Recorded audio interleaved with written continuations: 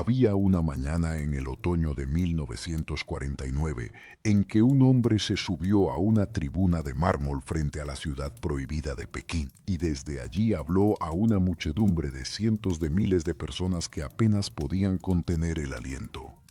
No era un general con medallas relucientes. No era un rey ni un príncipe de sangre antigua. Era el hijo de un agricultor de Hunan, un hombre que había dormido en cuevas, cruzado ríos helados, sobrevivido a batallas que nadie esperaba ganar, enterrado a seres queridos y llevado en los hombros el peso de una idea tan grande que casi lo aplasta.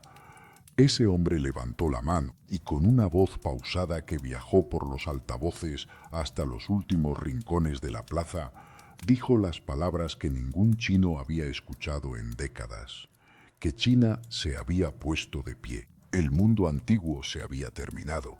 El nuevo apenas comenzaba. Pero lo que ese hombre no dijo en ese momento, lo que ninguna muchedumbre puede escuchar en un instante de triunfo, es el precio que ya se había pagado y el precio mayor que todavía estaba por llegar. Porque la historia de Mao Zedong no es solo la historia de una revolución. Es la historia de lo que le ocurre a un hombre cuando una idea se convierte en poder absoluto y lo que le ocurre a un pueblo cuando ese poder no tiene límites. Hay vidas que cambian un país y hay vidas que cambian la forma misma en que un país existe. Mao Zedong pertenece a esa segunda categoría, la más rara, la más difícil de comprender, la más imposible de juzgar con facilidad. No fue un simple dictador, ni tampoco un simple libertador. Fue algo más complejo, más oscuro y a la vez más humano de lo que las estatuas y los carteles suelen mostrar. Esta historia es una invitación a mirar debajo de la leyenda, a entrar en las habitaciones donde se tomaron las decisiones, a caminar por los campos donde se sintieron las consecuencias. Si estas conversaciones nocturnas con la historia te ayudan a cerrar el día con calma, te invitamos a suscribirte a este canal, a dejar un comentario con lo que sientes después de escuchar y a compartir estos relatos con alguien que también aprecie las historias que no suelen contarse deprisa. Tu compañía en estas noches importa más de lo que crees. El nombre de Mao Zedong sigue siendo uno de los más pronunciados y debatidos del mundo. Su imagen aún cuelga sobre la plaza de Tiananmen. Su pensamiento está escrito en la constitución del país más habitado de la Tierra. Y sin embargo, en China misma, hablar honestamente de su legado puede ser todavía hoy un acto de valentía. Esta historia importa porque las preguntas que abre sobre el poder, sobre la ideología, sobre el costo humano del cambio, no pertenecen solo al pasado, pertenecen a cualquier época en que un pueblo busca transformarse y en que un líder decide cuánto está dispuesto a sacrificar para lograrlo. Esta es la historia para dormir de Mao Zedong, el hombre que cambió China para siempre. Capítulo 1. El hijo del campo y la ira que nunca se apagó. Shaoshan era un lugar que el mundo no conocía. Un pueblo pequeño en la provincia de Hunan, en el centro de China, rodeado de colinas verdes y arrozales que brillaban como espejos cuando llovía. No había nada extraordinario en ese paisaje. Era el mismo paisaje que millones de campesinos chinos habían visto durante siglos. El mismo cielo pálido de invierno, el mismo barro oscuro bajo los pies, el mismo olor a tierra mojada y a humo de leña que se mezclaba cada mañana con el vapor del arroz recién cocido. Era un mundo donde las estaciones mandaban y los hombres obedecían. El 26 de diciembre de 1893, en una casa de madera y adobe con techo de tejas grises, nació un niño al que llamaron Zedong. El apellido era Mao. Su madre, Wen Qimei, era una mujer de fe tranquila y manos callosas, devota budista que recogía a los mendigos que pasaban por el camino y les daba arroz de la olla familiar. Su padre, Mao Yichang, era otro tipo de hombre, duro, calculador, alguien que había salido de la pobreza extrema a pura voluntad y que había convertido su parcela de tierra en una pequeña operación comercial de granos. No era rico, pero tampoco era el campesino sin nada que había sido su propio padre. Y esa distancia entre el origen y lo conseguido era para él una fuente de orgullo inflexible. Mao Yichang no era un hombre de ternura fácil. Cuando el joven Zedong se equivocaba en las cuentas del almacén de granos, había reproches. Cuando se quedaba leyendo en lugar de trabajar en el campo, había discusiones. Había una tensión constante entre los dos, una corriente de resentimiento que el joven Mao no sabía todavía cómo nombrar, pero que sentía en el cuerpo como quien siente el frío antes de que llegue la lluvia. Años más tarde, ya convertido en el hombre más poderoso de China, Mao hablaría de su padre casi como de un opresor doméstico, alguien contra quien había aprendido a resistir desde niño.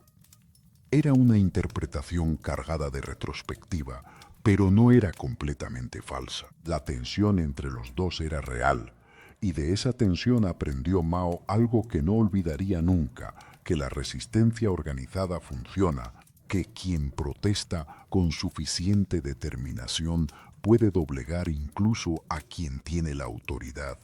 Cuando los campesinos del pueblo tomaron el grano de su padre durante un período de hambre, Mao sintió algo complicado.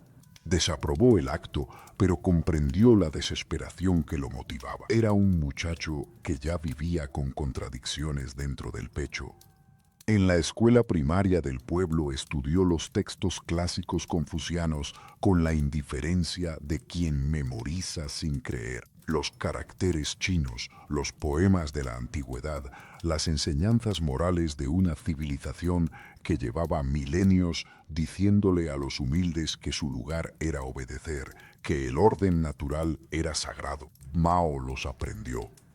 Pero prefería las novelas de aventuras, los relatos de guerreros y bandidos justos de El sueño del pabellón rojo y A la orilla del agua, historias donde los de abajo se alzaban contra los de arriba y a veces ganaban.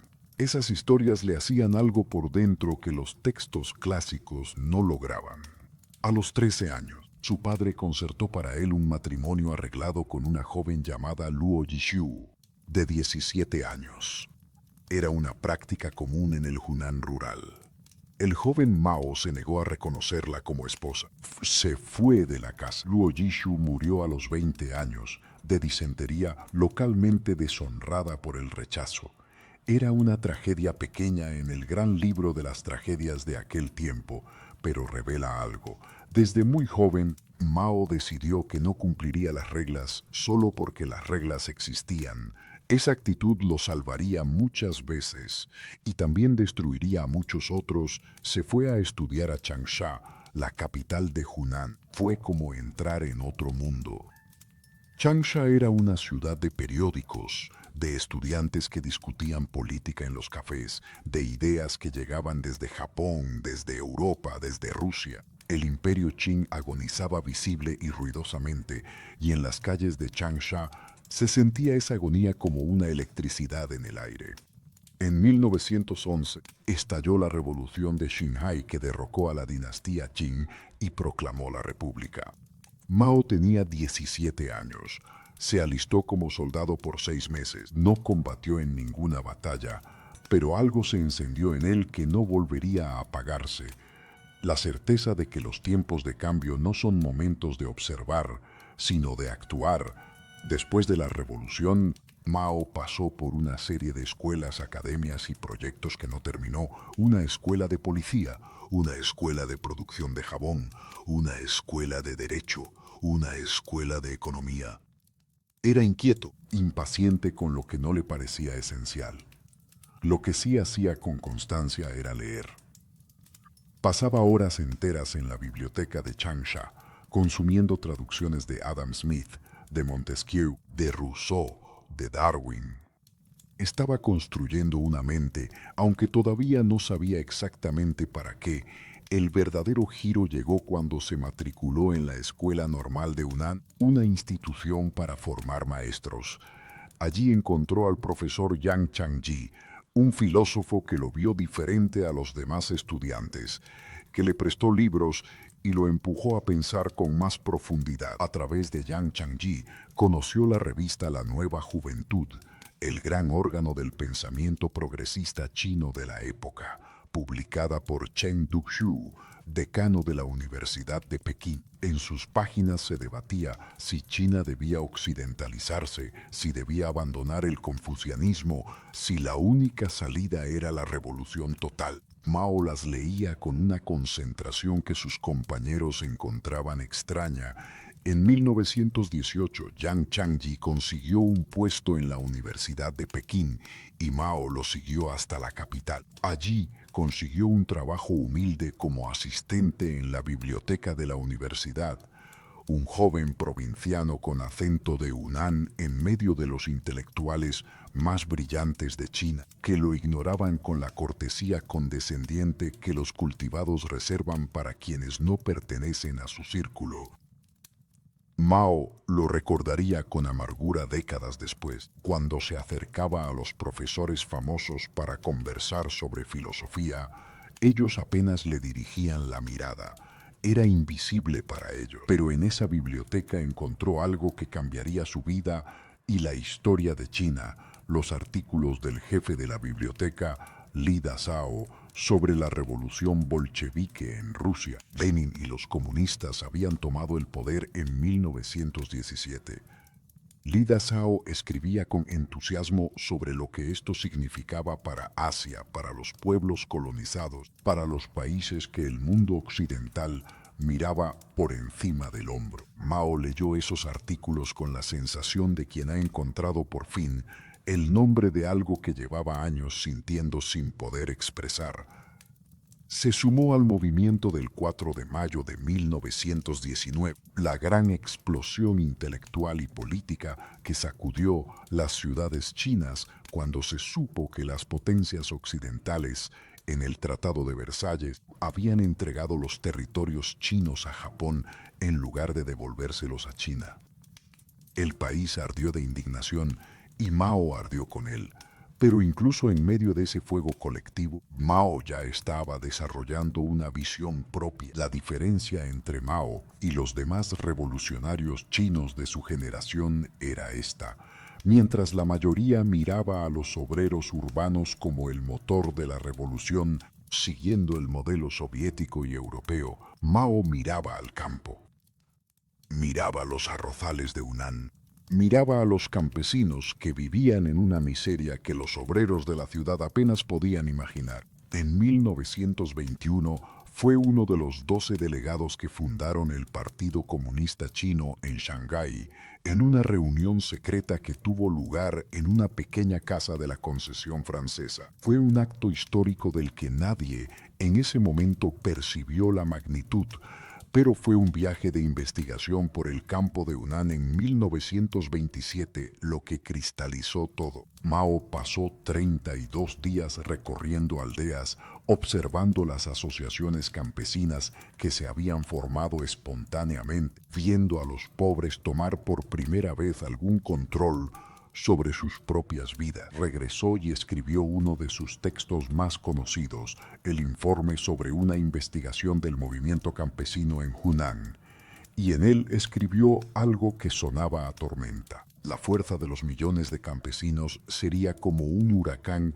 que ningún poder podría detener, que quienes se le pusieran enfrente serían barridos, que la revolución no era un banquete, era 1927. Mao tenía 33 años. El Partido Comunista estaba a punto de ser masacrado por el hombre al que se suponía que debía apoyar. Y el joven de Shaoshan estaba a punto de convertirse en algo completamente distinto a lo que había sido. La ira que nació en los arrozales de Hunan nunca se apagó, pero tampoco se quedó igual. Con el tiempo esa ira se volvería más fría, más calculada, más peligrosa.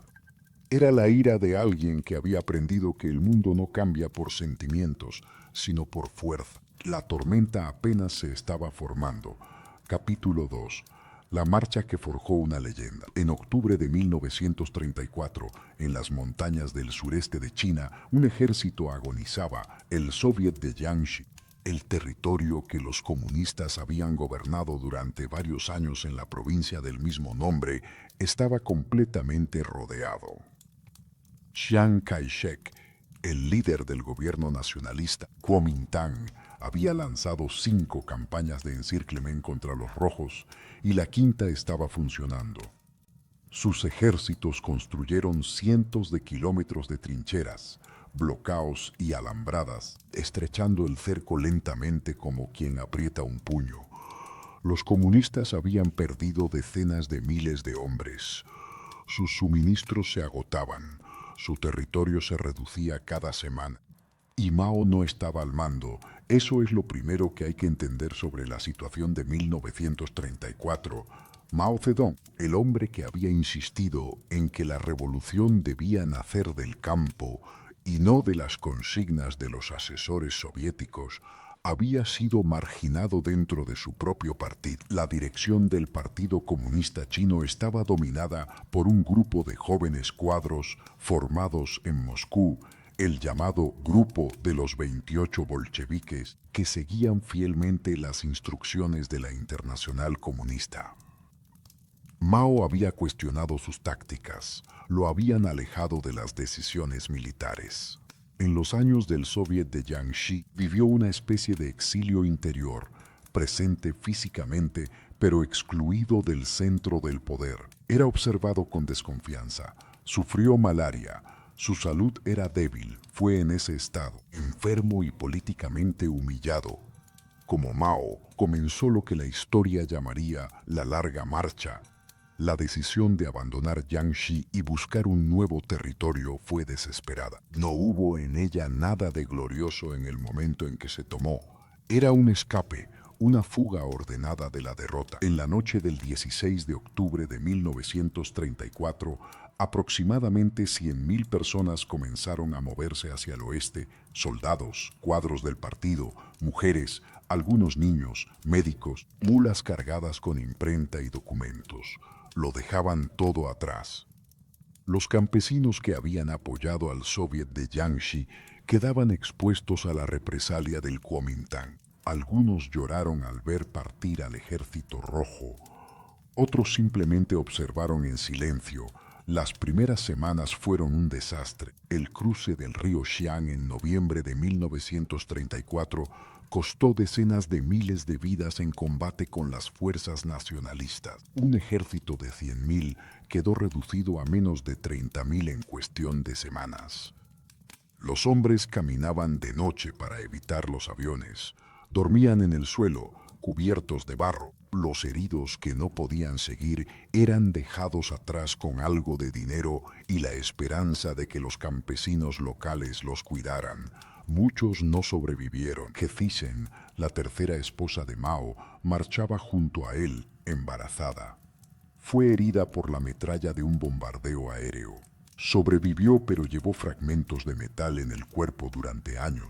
Un dolor sordo y permanente que era también, en cierto modo, la marca de aquella marcha en su carne. Fue en el caos de esos primeros meses cuando Mao recobró su influencia. En enero de 1935, en la ciudad de Suñi, el partido se detuvo para celebrar una conferencia de emergencia. Los desastres militares bajo la dirección de los cuadros prosoviéticos eran imposibles de ignorar. En esa reunión, Mao habló con la claridad cortante de quien ha esperado mucho tiempo para decir lo que sabe. Criticó las tácticas, señaló los errores, ofreció una alternativa y el partido, agotado, decimado, desesperado, lo escuchó. No fue un ascenso dramático, no hubo discursos de triunfo. Fue algo más silencioso y más profundo, el momento en que los hombres al borde del abismo deciden confiar en quien les parece más firme. Mao emergió de Suñi como el líder real del Partido Comunista Chino. Nunca volvería a perder esa posición, pero la marcha continuó, y la marcha era un suplicio. Cruzaron la provincia de Guizhou en pleno invierno. Subieron montañas donde el aire era tan delgado que los hombres se desmayaban de pie. Cruzaron el río Jinsha en balsas improvisadas, con los nacionalistas pisándoles los talones. El paso más célebre, el que se convertiría en imagen fundacional de la mitología comunista china, fue el cruce del puente de Luding sobre el río Dadu en mayo de 1935. El puente era una estructura de cadenas de hierro suspendidas sobre un abismo con tablones de madera como suelo, muchos de los cuales habían sido retirados por las fuerzas enemigas apostadas al otro lado. Un grupo de soldados avanzó por las cadenas desnudas bajo el fuego y tomó el puente. ¿Cuántos murieron en ese cruce exactamente? Es una cifra que el tiempo ha vuelto imprecisa, pero el gesto quedó grabado como símbolo de lo que el Ejército Rojo era capaz de hacer cuando no tenía otra opción que avanzar. Luego vinieron las montañas nevadas, los grandes macizos del oeste de China, donde la temperatura caía por debajo de cero y los hombres marchaban sin ropa adecuada para el frío. Los pies se congelaban dentro de las sandalias de paja. Algunos soldados simplemente se sentaban a descansar y no volvían a levantarse. Después vinieron las grandes marismas del norte de Sichuan, días de caminar sobre terrenos pantanosos donde el suelo podía tragarse a un hombre, donde no había nada que comer, donde la brújula era el único compañero confiable. De los 100.000 que comenzaron la marcha en octubre de 1934, apenas 8.000 llegaron al destino final en octubre de 1935, Yan'an, en la provincia de Shaanxi, en el norte de China. Los demás habían muerto, desertado o se habían unido a otras columnas del Ejército Rojo que tomaron rutas diferentes. Era una pérdida que, medida en números puros, parecía una derrota total, y sin embargo, Yan'an era una ciudad tallada en acantilados del oeste, la roca amarillenta y porosa del norte chino. Las casas eran cuevas excavadas en la piedra, con puertas de madera pintada y ventanas de papel translúcido. En invierno hacía un frío seco y penetrante. En verano el polvo lo cubría todo. Era un lugar austero, remoto, sin nada de la sofisticación de Shanghái ni de la gravedad burocrática de Pekín. Y fue allí, en esas cuevas de tierra, donde Mao Zedong escribió los textos que definirían su pensamiento, donde formó a una nueva generación de cuadros, donde transformó una derrota casi total en el principio de una victoria. En Yan'an, Mao escribió sobre la práctica, sobre la contradicción, la guerra de guerrillas y decenas de ensayos más. Fumaba sin parar, un cigarrillo detrás de otro, en una cueva que servía de estudio y de dormitorio. Trabajaba de noche cuando todos dormían. Se movía con la energía de alguien que sabe que el tiempo no espera. Pero también controlaba el ambiente a su alrededor con una precisión que tenía algo de frío. Los cuadros que llegaban a Yan'an debían someterse a campañas de rectificación ideológica donde sus pensamientos eran revisados, criticados y, si era necesario, corregidos. La disidencia intelectual era tolerada dentro de límites estrictos. Yan'an fue una escuela y también fue, en forma germinal, un sistema de control. Y fue en Yan'an donde la larga marcha se convirtió en mito. Los supervivientes de la marcha formaban una hermandad que nada en el mundo podía imitar. Habían compartido un sufrimiento que la mayoría de los seres humanos no podría imaginar. Ese sufrimiento compartido se transformó en un vínculo de lealtad absoluta al partido, a la causa y al hombre que los había guiado. La marcha dejó de ser una retirada y se convirtió en una epopeya. 12.000 kilómetros, 24 ríos cruzados, 18 cordilleras, 15 batallas importantes. Los números crecían en la memoria colectiva con la elasticidad natural de las leyendas. Para los millones de chinos que no habían marchado, la historia de la larga marcha llegó como prueba de que los comunistas eran diferentes, que podían soportar lo imposible, que el espíritu podía vencer a los recursos, que China tenía en su interior una energía revolucionaria que ningún ejército podría agotar. Era una historia perfecta para un pueblo que llevaba décadas de humillaciones externas y colapso interno. Y Mao la conocía perfectamente. El desastre se había convertido en fundamento, la derrota en leyenda sagrada y la leyenda en poder. Nada volvería a sentirse igual después de aquello. Capítulo 3. El amanecer de la nueva China. La guerra contra Japón llegó en 1937 con el ruido de un mundo que se rompe. Japón había estado avanzando sobre China desde 1931, cuando ocupó Manchuria con una eficiencia militar que heló la sangre de los diplomáticos en Ginebra y no movió ninguna fuerza real para detenerla. Pero en julio de 1937, el incidente del puente de Marco Polo cerca de Pekín desencadenó una guerra total. Los ejércitos japoneses barrieron el norte y el este de China con una velocidad aterradora. Nankín cayó en diciembre de 1937, y lo que siguió fue una masacre de semanas que la historia registra entre los crímenes más atroces del siglo XX. En ese contexto, los comunistas de Yan'an y los nacionalistas de Chiang Kai-shek firmaron una alianza incómoda, el Segundo Frente Unido, para resistir juntos al invasor. Era una alianza que ninguno de los dos lados quería y que ninguno de los dos confiaba que duraría. Y tenían razón. Durante los 8 años de guerra contra Japón, los comunistas y los nacionalistas lucharon juntos, sí, pero también se vigilaron mutuamente, protegieron sus fuerzas para el enfrentamiento que ambos sabían que vendría y aprovecharon cada oportunidad para expandir su base de apoyo popular. Mao fue muy claro en su estrategia, aunque nunca lo dijera en voz alta en presencia de los aliados. La guerra contra Japón era también la preparación para la guerra civil.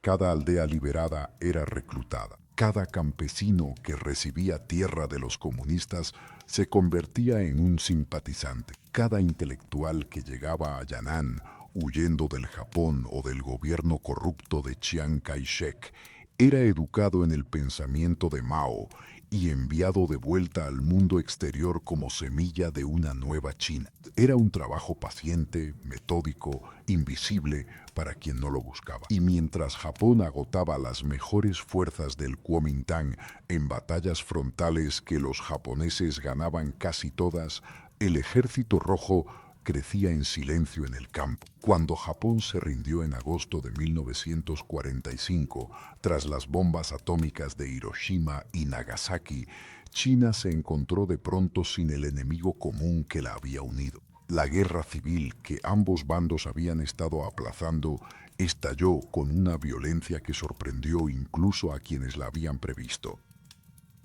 En el papel, los nacionalistas deberían haber ganado. Tenían más hombres, más armamento, el reconocimiento internacional, el apoyo de los Estados Unidos.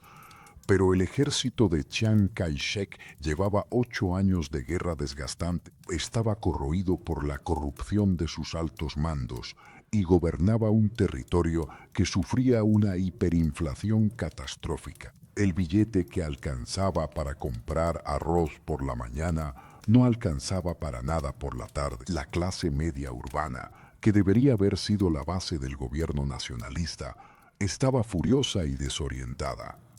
La confianza, una vez perdida, es difícil de recuperar. El ejército comunista, en cambio, marchaba con una disciplina que los campesinos no habían visto nunca. Pagaban lo que tomaban.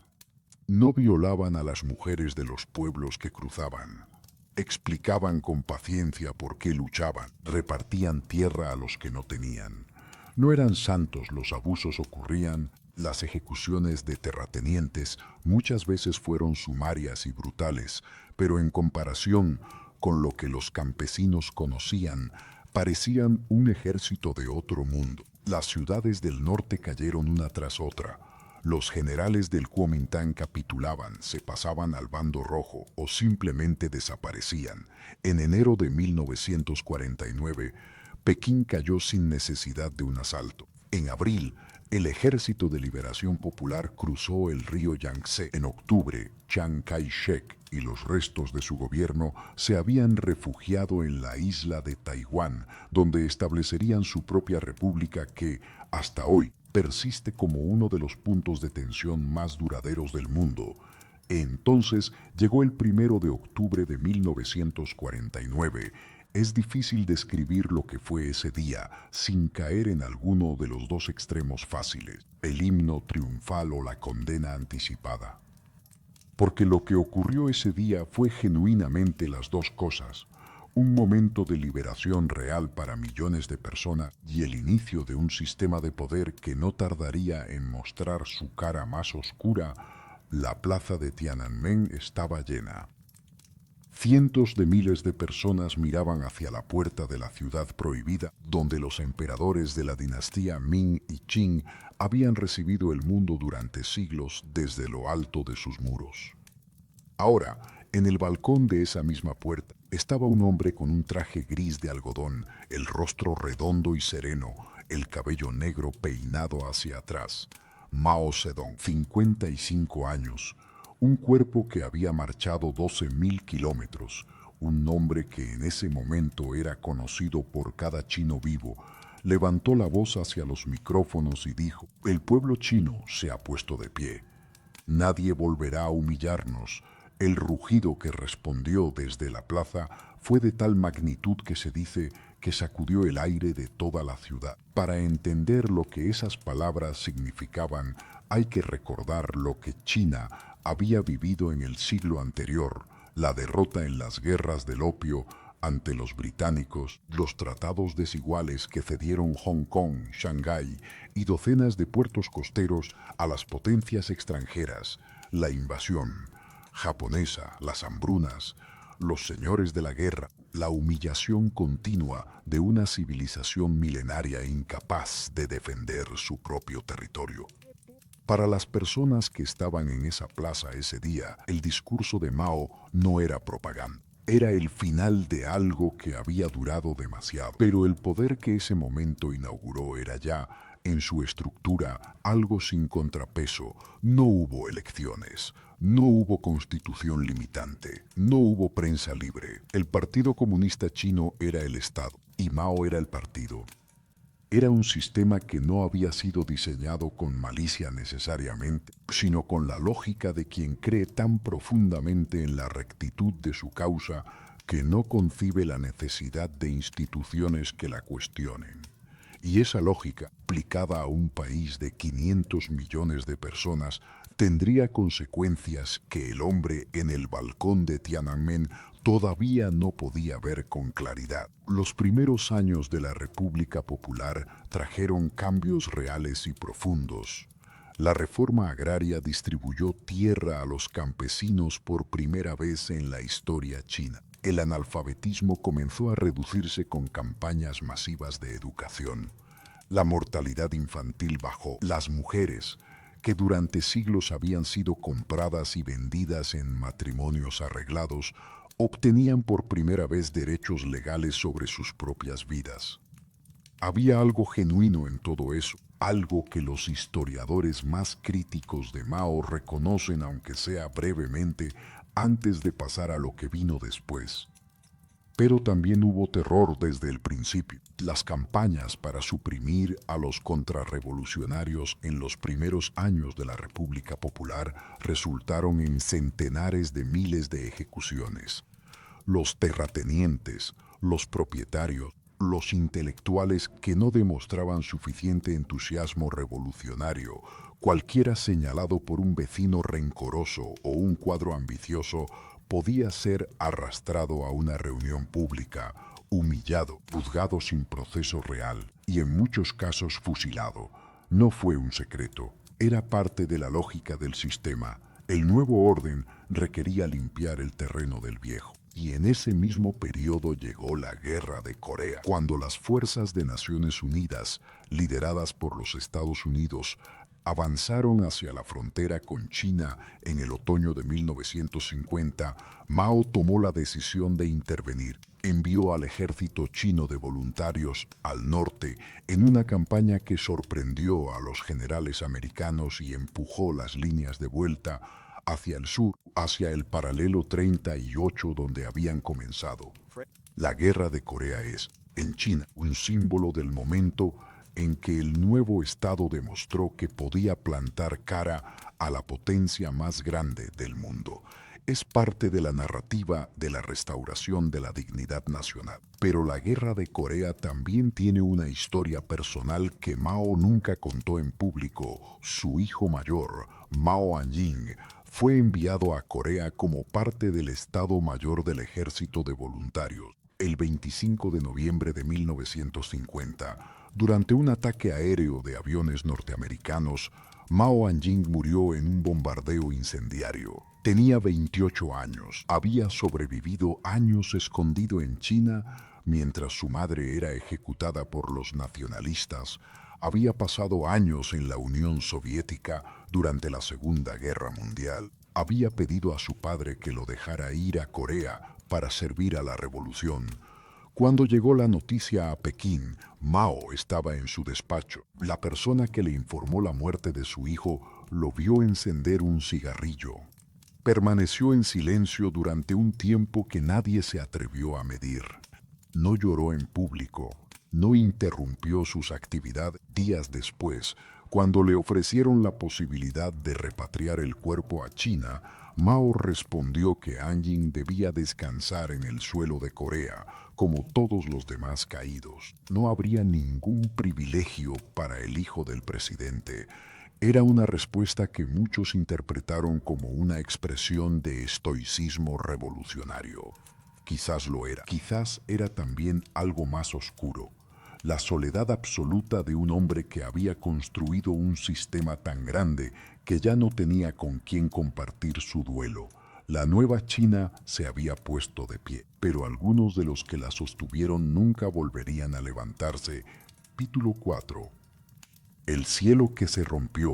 Había un momento a mediados de la década de 1950 en que Mao Zedong parecía en la cúspide de algo que podría llamarse, con cierta generosidad, equilibrio. China se estaba industrializando. Las ciudades crecían. Los planes quinquenales, modelados vagamente sobre el ejemplo soviético, avanzaban. El partido tenía el control. El pueblo, en su gran mayoría, vivía todavía en la pobreza, pero una pobreza que tenía horizonte, que tenía la narrativa del progreso colectivo para darle sentido. Mao, a sus 60 años, era una figura de autoridad incuestionable dentro de China y de creciente peso en el movimiento comunista internacional. Muy entonces, en 1956, llegó Junior Show, no Junior Show en persona, sino su famoso discurso secreto en el 20 Congreso del Partido Comunista de la Unión Soviética, en el que el nuevo líder soviético denunció los crímenes de Stalin, el culto a la personalidad, las purgas, el terror. El discurso sacudió al mundo comunista hasta sus cimientos, y aunque pretendía referirse solo a la Unión Soviética, Mao lo leyó como lo que también era: una advertencia, un espejo, una crítica implícita de cualquier líder que construyera su poder de manera similar. La respuesta de Mao fue compleja y, en retrospectiva, reveladora. Por un lado, denunció públicamente el revisionismo soviético, la traición a los ideales puros del marxismo-leninismo que representaba el reformismo de Juniushof. Esa fractura, el llamado cisma sino-soviético, se profundizaría durante la década siguiente hasta convertir a China y la Unión Soviética en rivales geopolíticos, pese a compartir la misma bandera ideológica. Fue una de las ironías más grandes de la Guerra Fría. Las dos grandes potencias comunistas del mundo terminaron mirándose la una a la otra con más desconfianza que a sus enemigos capitalistas. Por otro lado, Mao lanzó en 1956 y 1957 la campaña de las 100 flores, invitando a los intelectuales chinos a criticar libremente al partido, a hacer florecer 100 flores de pensamiento, a dejar que 100 escuelas compitieran. El eslogan sonaba hermoso y abierto. La realidad de lo que lo motivaba, sin embargo, es todavía objeto de debate entre los historiadores. ¿Creía Mao genuinamente que las críticas serían leves y controlables? ¿O fue desde el principio una trampa para identificar a quienes se atrevían a pensar por su cuenta? Lo que sí ocurrió es documentado. Cuando los intelectuales chinos, profesores, escritores, científicos, artistas, comenzaron a hablar, lo hicieron con una franqueza que claramente sorprendió al régimen. Criticaron la corrupción de los cuadros, criticaron la falta de libertad de prensa, criticaron la imitación ciega del modelo soviético, criticaron algunos de los más valientes al propio Mao. En junio de 1957, la campaña terminó abruptamente. Llegó la campaña antiderechista. Los mismos intelectuales que habían florecido fueron ahora clasificados como derechistas, enemigos de la revolución, elementos contrarrevolucionarios disfrazados de críticos bien intencionados. Más de 500.000 de personas fueron enviadas a campos de reeducación por el trabajo, a zonas remotas de Mongolia Interior o Manchuria, a trabajar en minas y granjas como forma de purificarse a través del esfuerzo físico. Muchos no volvieron. Algunos murieron de las condiciones. Otros regresaron años después con la salud rota y el espíritu doblado. La voz de China había sido invitada a hablar y luego, castigada por haber hablado, fue el preludio de lo peor. En 1958, Mao lanzó el gran salto adelante. Era una visión tan audaz que rozaba lo delirante. China superaría a Gran Bretaña en producción de acero en 15 años. El campo chino sería colectivizado de inmediato, en comunas populares donde cientos de miles de campesinos trabajarían y vivirían juntos, eliminando la propiedad privada incluso de la olla en que se cocinaba. La industria brotaría de cada aldea con los hornos de acero artesanales que cada familia construiría en su patio trasero. Los campesinos fundían sus herramientas, sus ollas, sus cerrojos, sus rejas de arado, todo lo que era metal, en pequeños hornos improvisados que producían, en el mejor de los casos, un metal de baja calidad inservible para la industria. Las herramientas que se derretían ya no podían usarse para cosechar. Y la cosecha en 1958, 1959, 1960 estaba en los campos esperando ser recogida, mientras los campesinos cumplían cuotas de producción de acero que no servía para nada. El sistema de las comunas populares eliminó los incentivos individuales para trabajar. ¿Para qué esforzarse si la cosecha se depositaba en un granero colectivo que el Estado controlaría? Los cuadros locales, aterrados de ser denunciados como insuficientemente entusiastas, reportaban cifras de producción agrícola fantásticamente infladas. Si la aldea vecina reportaba 10.000 kilogramos de arroz por hectárea, la propia tenía que reportar 12.000, y sobre la base de esos números falsos, el Estado tomaba su parte, dejando a las comunas con reservas de grano que no existían. En 1959 estalló la hambruna, no de un día para otro, sino lentamente, con la crueldad de lo que se niega. Primero escasearon ciertos alimentos, luego el hambre apareció en los niños más pequeños, luego en los ancianos, luego en todos. Los campesinos comían hojas de árbol, corteza, raíces. Las muertes por inanición comenzaron en las áreas rurales más remotas de Sichuan, de Anhui, de Gansu, donde los reportes tardaban semanas en llegar a la capital y llegaban invariablemente depurados por el miedo. El ministro de Defensa, Peng Dehuai, regresó de una inspección por el campo en el verano de 1959, con los ojos que no podían cerrar lo que habían visto. Escribió a Mao una carta personal, respetuosa, señalando que las políticas del Gran Salto Adelante estaban causando un desastre, que los números que llegaban a Pekín no correspondían a la realidad. Era un acto de lealtad hacia la revolución. Era también, dentro de la lógica del sistema que Mao había construido, un acto de traición. Mao convocó una conferencia en el resort de Lushan. Allí, frente a los altos cuadros del partido, denunció la carta de Peng como un ataque político oportunista, como parte de un complot antifestivo. Nadie en la sala se atrevió a defender a Peng. Nadie en la sala quiso ser lo que Peng era ya en ese momento, un hombre marcado. Peng fue destituido como ministro de Defensa, expulsado del comité político y enviado a trabajar en una granja estatal. Moriría años después, durante la Revolución Cultural, en condiciones de prisión y abandono. Y la hambruna continuó. ¿Cuántos murieron? Es una cifra que la historia aún debate. Las estimaciones más conservadoras hablan de 15 millones. Las más altas llegan a 55 millones. La cifra más frecuentemente citada por los historiadores se sitúa alrededor de 30 o 40 millones. 30 millones de personas murieron de hambre en la mayor hambruna de la historia registrada en tiempos de paz, en un país cuyo líder tenía que saber, que algo estaba terriblemente mal, porque el sistema que Mao había construido hacía imposible que la verdad llegara claramente a la cima. Y esa imposibilidad no era un accidente, era el resultado de años de enseñar que la crítica era traición, de que cuestionar al líder era cuestionar la revolución. Mao no caminó por los campos de la hambruna. Sus cocineros le preparaban los platos que él pedía. Seguía nadando en su piscina privada, trabajando de noche, escribiendo poemas. La distancia entre lo que China vivía y lo que Mao habitaba se había vuelto un abismo de proporciones que ninguna ideología podía llenar. El gran salto adelante terminó silenciosamente a principios de 1962.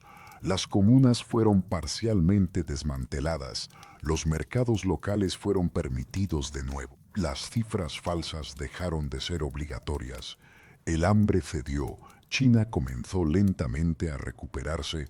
Mao, que había perdido influencia política durante los años del desastre, mientras figuras como Liu Shaoqi y Deng Xiaoping asumían la gestión diaria del Estado, empezó a planear su regreso. Lo que vino fue la Revolución Cultural. En 1966, Mao tenía 72 años. Su salud declinaba. Tenía problemas de movilidad. Dormía demasiado o demasiado poco. Fumaba sin parar. Y sentía, con una claridad que puede haber sido lucidez o puede haber sido paranoia, que el partido que había fundado estaba siendo tomado por hombres pragmáticos que lo respetaban como símbolo, pero lo marginaban como gobernante, que la revolución estaba siendo traicionada desde adentro por tecnócratas y revisionistas que querían estabilidad más que transformación. Lanzó la Revolución Cultural como un terremoto diseñado para sacudir los cimientos del propio partido. Los guardias rojos surgieron como una fuerza que nadie esperaba con esa magnitud. Millones de jóvenes, principalmente estudiantes de secundaria y universidad, que vestían brazaletes rojos y cargaban el libro rojo de citas de Mao como si fuera un talismán. Se les enseñó que la tradición era el enemigo, que los maestros eran reaccionarios, que los templos eran cadenas del pasado, que cualquier figura de autoridad que no pudiera demostrar su pureza revolucionaria era un traidor que merecía ser denunciado, humillado y destruido. Lo que siguió fue una década de caos que China todavía no ha terminado de procesar plenamente. Los profesores fueron sacados de sus clases y sometidos a sesiones de lucha, donde los estudiantes los acusaban, les gritaban, los golpeaban a veces. Eran obligados a llevar letreros al cuello con sus crímenes, haber leído libros extranjeros, haber admirado la música occidental, haber tenido un familiar en el exterior. Las universidades cerraron, los laboratorios se vaciaron. Los médicos, los científicos, los ingenieros, todos los que representaban el conocimiento técnico que China necesitaría para modernizarse, fueron enviados al campo a reeducarse. Trabajando la tierra, los templos budistas fueron saqueados, las estatuas antiguas destruidas, los libros quemados, los documentos históricos arrasados. Una civilización de 5.000 años de profundidad atacaba deliberadamente su propia memoria. Liu Shaoqi, jefe de Estado de la República Popular, fue denunciado como el Junior Shov chino, traidor y capitalista encubierto. Fue arrestado, privado de atención médica y murió en cautiverio en 1969, cubierto de sus propias infecciones, sin que nadie pudiera o quisiera ayudarlo. Deng Xiaoping fue enviado a trabajar en una fábrica de tractores. Zhou Enlai sobrevivió manteniéndose cerca de Mao y sirviendo de amortiguador entre la furia revolucionaria y las estructuras del Estado que aún funcionaban. En algún punto de esa década, algo en Mao debió de percibir lo que sus ojos no podían o no querían ver, que la revolución que había desatado ya no tenía forma de ser controlada desde arriba, que los guardias rojos que él había convocado habían comenzado a pelearse entre sí, que el caos que había diseñado como instrumento de purificación se había convertido en simple destrucción. El mundo antiguo que Mao quería derribar estaba en ruinas, pero el nuevo que quería construir se había perdido en el incendio. Capítulo 5. El ocaso del dragón y la sombra que no se fue. Hay una foto de 1972 que el mundo conoce bien. En ella, Richard Nixon, presidente de los Estados Unidos, estrecha la mano de Mao Zedong en el interior de Zhongnanhai, el complejo de lago y pabellones reservado para los líderes de China detrás de la ciudad prohibida. Nixon lleva traje oscuro, la sonrisa ligeramente tensa de un político en territorio desconocido. Mao está sentado, envuelto en su traje de algodón gris, el cuerpo ya pesado, la expresión serena pero atenta. A su alrededor hay libros por todos lados, pilas y pilas de libros sobre mesas y sillas y el suelo. Era un hombre que seguía leyendo hasta el final. Lo que esa foto no muestra es lo que había costado llegar a ese momento. Para llegar a 1972, China había recorrido un camino de 20 años que incluía la hambruna de 30 millones de personas, el caos de la revolución cultural, la ruptura con la Unión Soviética, la muerte de su hijo mayor en Corea, la purga de casi todos sus compañeros de la larga marcha en distintas campañas. Y para llegar a ese momento, Mao Zedong, el hombre que había definido al imperialismo norteamericano como el enemigo principal de los pueblos del mundo, estrecharía ahora la mano de su presidente. Era una de las ironías más grandes de su vida. Y Mao, que tenía sentido del humor histórico cuando le convenía, no la ignoró. Durante la reunión con Nixon habló de libros, de filosofía, de la naturaleza humana. Dijo que él era solo un maestro rural que había tenido un poco de suerte. Nixon lo miró con la incomodidad de quien no sabe si la modestia es genuina o es una performance perfectamente calculada. Probablemente era las dos cosas. Para cuando Nixon visitó China, Mao ya llevaba años en un declive de salud que se ocultaba cuidadosamente del público. Sus médicos habían diagnosticado síntomas que se parecían a los del Parkinson, temblores que comenzaron en su labio inferior y se extendieron. Tenía también problemas cardíacos y lo que algunos médicos sugirieron que podría ser una enfermedad de la neurona motora, parecida a la esclerosis lateral amiotrófica, que lentamente le quitaba el control de su cuerpo. Sus pulmones, destruidos por décadas de tabaco, apenas funcionaban en los momentos malos. Dormía en camas especiales que le ayudaban a respirar. En el último año de su vida apenas podía hablar con claridad. Un sistema de intérpretes que conocían su voz enferma traducía sus palabras a los visitantes. El hombre que había cruzado a nado el río Yangtze en 1966, a los 72 años, en una demostración pública de vigor físico que asombró al mundo, ya no podía cruzar una habitación sin ayuda. En Zhongnanhai, rodeado de guardias, médicos y las intrigas de los que buscaban posicionarse para sucederlo, Mao vivió sus últimos años en una soledad que ninguna hagiografía oficial podría disimular del todo. La mujer que lo rodeaba con la mayor influencia en ese periodo era Jiang Qing, su cuarta esposa, que había esperado décadas en los márgenes del poder Y ahora, con el marido debilitado, actuaba con la ambición de quien sabe que el tiempo se acaba. Jiang Qin y sus aliados, el llamado Grupo de los Cuatro, controlaban buena parte de los medios de comunicación, de la producción cultural, de la narrativa oficial. Mao los usaba. Ellos lo usaban a él. Era una relación que tenía algo de espejo, dos formas de poder que se necesitaban y que, en el fondo, se temían. En esos últimos años, los cuerpos viejos que habían sobrevivido la larga marcha, la guerra y las purgas fueron reapareciendo lentamente. Deng Xiaoping fue rehabilitado, volvió a Beijing, fue nombrado vicepremier. Mao lo necesitaba para estabilizar el estado que la revolución cultural había destrozado, pero también lo vigilaba. Cuando las señales políticas se complicaron en 1976, Deng fue purgado de nuevo, acusado de desviar la revolución. Semanas después, el primer ministro Zhou Enlai moría de cáncer.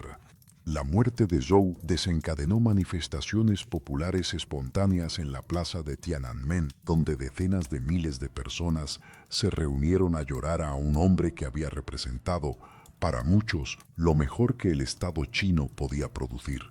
Competente, elegante, moderado, humano. El régimen disolvió las manifestaciones por la fuerza. Era abril de 1976. Faltaban 5 meses para que Mao muriera. El 9 de septiembre de 1976, poco después de la medianoche, Mao Zedong murió de un paro cardíaco en Songnanhai. Tenía 82 años. La noticia se difundió a través de la radio estatal con una voz que los locutores habían entrenado toda la vida para no quebrarse, y aún así, algo en el ritmo de esa transmisión dejó escuchar el peso de lo que se anunciaba. En las calles de Pekín, de Shanghái, de Chengdu, de Cantón, la gente salió a llorar. Muchos lloraban genuinamente. Habían crecido en un mundo donde Mao era el sol que organizaba el universo, el padre de la nación, el hombre cuyo retrato colgaba en cada hogar, cuyas palabras estaban pegadas en cada pared, cuya imagen miraba desde los billetes de banco y los sellos de correo. Perder eso era perder una forma de entender el mundo.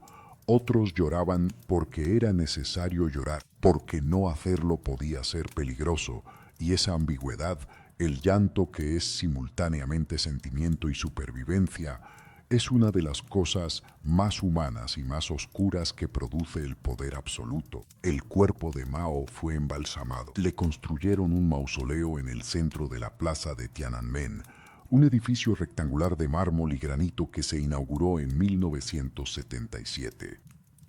Su cuerpo yace allí todavía, en un sarcófago de cristal, bajo una luz fría y controlada, mientras millones de visitantes forman fila cada año para verlo pasar en silencio. Es una imagen que contiene toda la paradoja de Mao. El hombre que abolió el imperio sigue siendo exhibido como un emperador.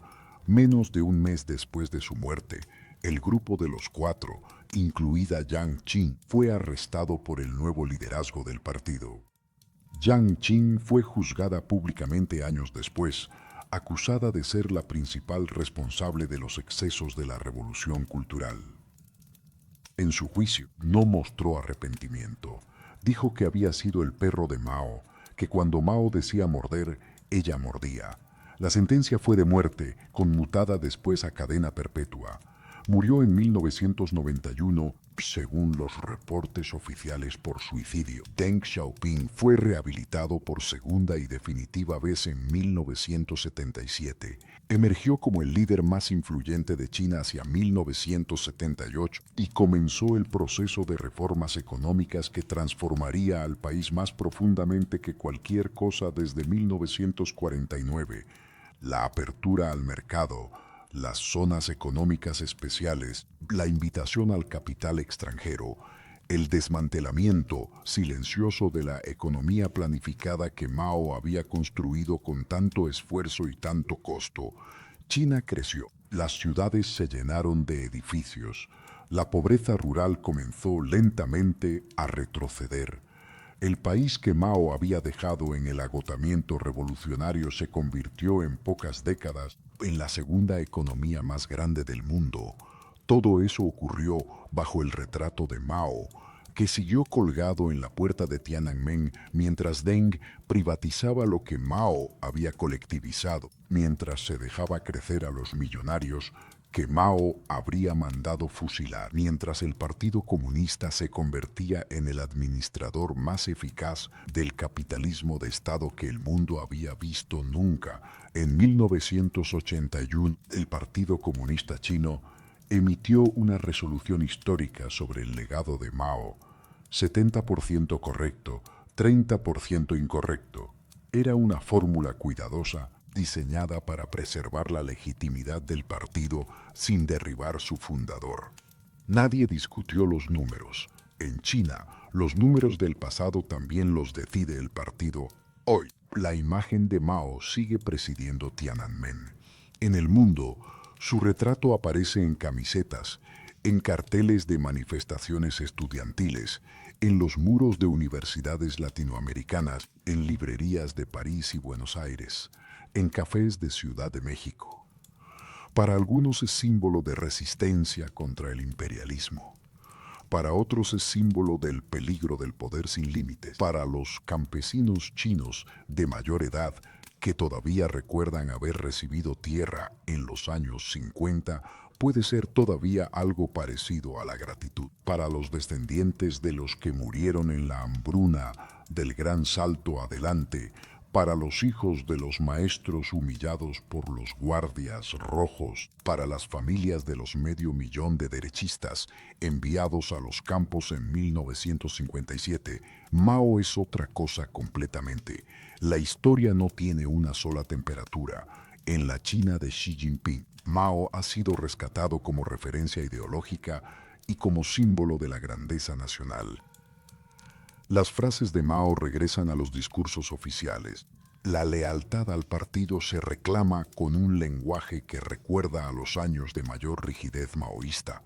Y al mismo tiempo, la revolución cultural sigue siendo un tema delicado, casi prohibido en el debate público, no porque se haya resuelto, sino precisamente porque no se ha resuelto, porque el sistema no sabe todavía cómo hablar de ella sin que la conversación llegue a preguntas que el poder prefiere no responder. Esa es quizás la mayor prueba de que Mao Zedong todavía no pertenece del todo al pasado.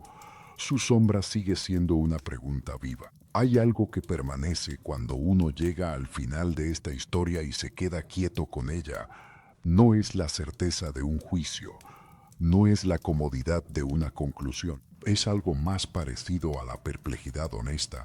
¿Cómo es posible que un solo ser humano haya contenido en su interior tanto impulso hacia la justicia y tanta capacidad para el daño? ¿Cómo es que el niño que sintió compasión por los campesinos hambrientos de Shaoshan se convirtió en el gobernante bajo cuyas políticas murieron de hambre decenas de millones de campesinos? ¿Cómo es que el joven que se negó al matrimonio forzado, que peleó por los derechos de las mujeres, que soñó con liberar a los humillados, terminó gobernando un sistema que humillaba en nombre de la liberación?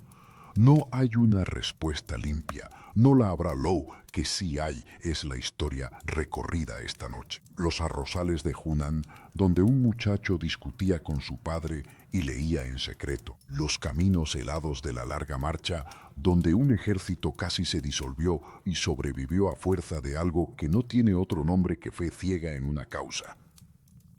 La plaza de Tiananmen en octubre de 1949, llena de gente que lloraba de alivio porque algo que había durado demasiado había terminado por fin. Los campos silenciosos de la hambruna, donde el silencio era la única respuesta posible cuando la verdad era demasiado peligrosa para ser dicha. Los guardias rojos en las calles con el libro rojo en la mano, jóvenes convencidos de que destruir era crear. Y al final, un hombre anciano en una silla, rodeado de libros que ya no podía leer con claridad, mirando hacia una China que era suya y que ya no reconocía del todo, El dragón no muere del todo. El retrato sigue allí, sobre la puerta que separa el mundo antiguo del que Mao construyó. Sigue mirando hacia la plaza donde millones de personas han pasado a sus pies sin saber exactamente qué nombre darle a lo que sienten. El mausoleo de mármol sigue recibiendo visitantes en silencio cada mañana, con un orden y una paciencia que tienen algo de ritual, algo de expiación, algo de preguntas sin respuesta. China cambió para siempre. Eso es lo que el título de esta historia promete, y es verdad, y no es simple. Cambió en formas que nadie antes de 1949 podría haber imaginado. Cambió a un costo que ninguna estadística puede contener completamente. Y sigue cambiando, en parte por lo que Mao hizo, y en parte a pesar de lo que Mao hizo, y en parte en conversación todavía no resuelta con lo que Mao hizo. Eso es lo que significa cambiar algo para siempre, que el cambio no termina con quien lo inició. Si esta noche algo en esta historia te ha tocado, si algo en la vida de este hombre, su origen, su determinación, sus logros, sus horrores, sus contradicciones insalvables, te ha movido a pensar o a sentir, entonces la historia ha cumplido su promesa más simple, ha estado viva en el tiempo en que la escuchaste, te cansa ahora. El mundo seguirá siendo complejo por la mañana, y eso está bien.